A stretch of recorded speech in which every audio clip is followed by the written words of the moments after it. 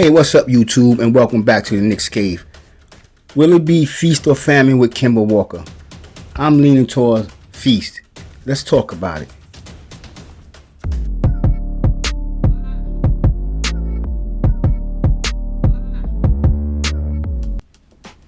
Yes, sir. Yes, sir. Welcome back to the Knicks Cave. I hope y'all had a good weekend.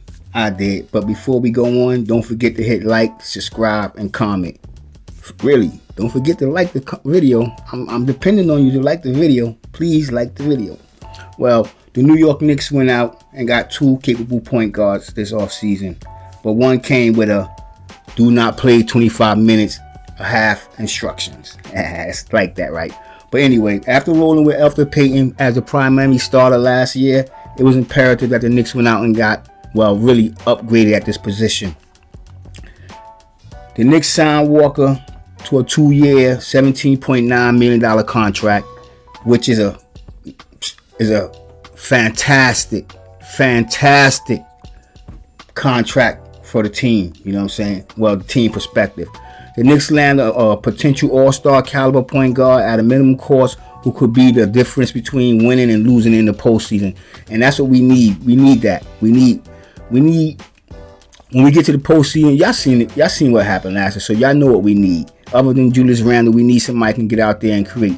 Luckily, we got that in Evan Fournier and Kemba Walker. But this video is about Kemba Walker, and will he have a good year or will he have a bad year, or depending on that knee. All right. As a New York fan, this was a great signing, but there are two sides of Kemba Walker that could present itself next season, impacting the team's scoring and production and consistency, if you want to be real.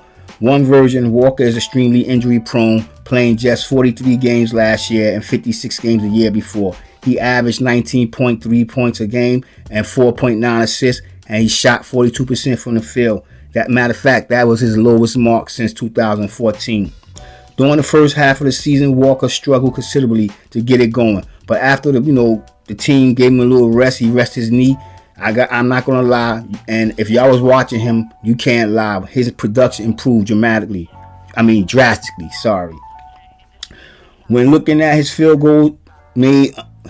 goals made unassisted, his total dropped to 60.6% last season, hitting a career high in 2017 at 71.9%. He has witnessed a slow decrease and creating opportunities for himself, at least since the injury became more significant. Yeah, well, that's expected. You get hurt, it's going to take you some time. So that's why, I don't know. That's why I said I don't know if people wrote Kemba Walker off, but I'm just thinking this year right here, I don't know what's going to happen beyond this year, but I'm predicting that Kemba's going to have one of his best seasons of his career yet. He's going to come back. Well, I'm going to go down the line. I just think he's going to come back and do what he needs to do. In fact, he posted a career low 73.2% unassisted rate from 2-point field goals, indicating a reduction of playmaking and versatility. Like I said, this year he's going to come back. And this is what we're going to scare us. It's going to be Walker's statistics fluctuation, because right now, like I'm saying, his knees is problem. Like I said, we don't know how he's coming back. I think he's going to come back, so I don't think his statistics to fluctuate that much this year. But one category that Kemba Walker this year, a huge uptick in, was his total 3-point range. His total in 3-point range. Walker scored 46% of his total points from beyond the arc last season, the second highest rate in his career, only lower than his 2019/20 campaign.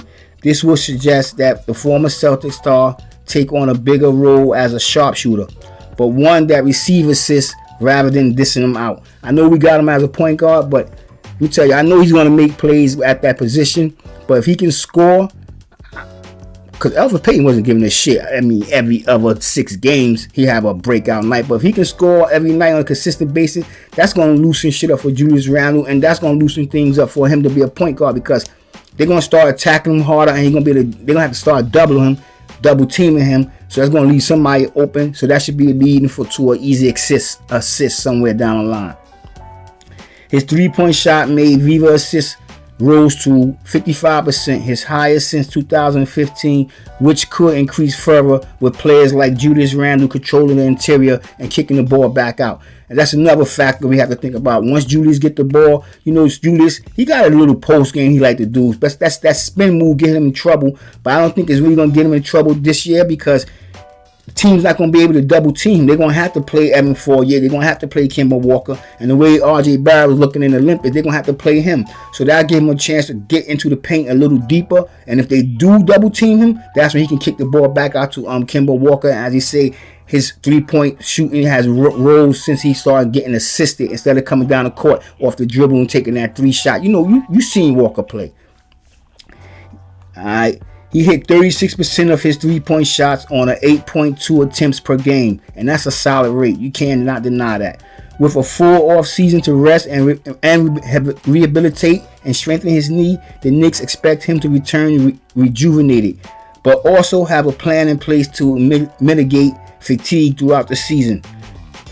That's one. Well, we actually signed Derrick Rose before we signed Kemba Walker, but it's like everything just fell right down in line for us. This is where Derrick Rose come into play, as the Knicks extended him on a 3-year contract this offseason. Rose played in 35 games with the Knicks, averaging 14.9 points a game and 4.2 assists. He was one of the primary reasons that we made the playoffs, and everybody know that. Don't deny it. And like I said, I'm glad the Knicks have a contingency plan that allowed Kemba Walker to get some rest this season, keeping his knees healthy. And the strategy should provide him with the necessary tools to have a good season and to come back even better. Like I said that I'm hoping Kemba Walker come back, knee strengthened, everything rejuvenated. But at the same time, if the Knicks do that Kawhi Leonard, I'm gonna rest you, let Derrick Rose, let my man Miles O'Brien go out.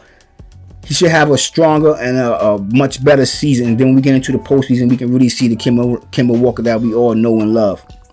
All right. The negative version of probably hope. Let's hope it don't reveal itself, because he is an injury-prone player that sometimes is incapable of playing consistent minutes and building continuity and consistency. Let's hope that don't happen with his new team.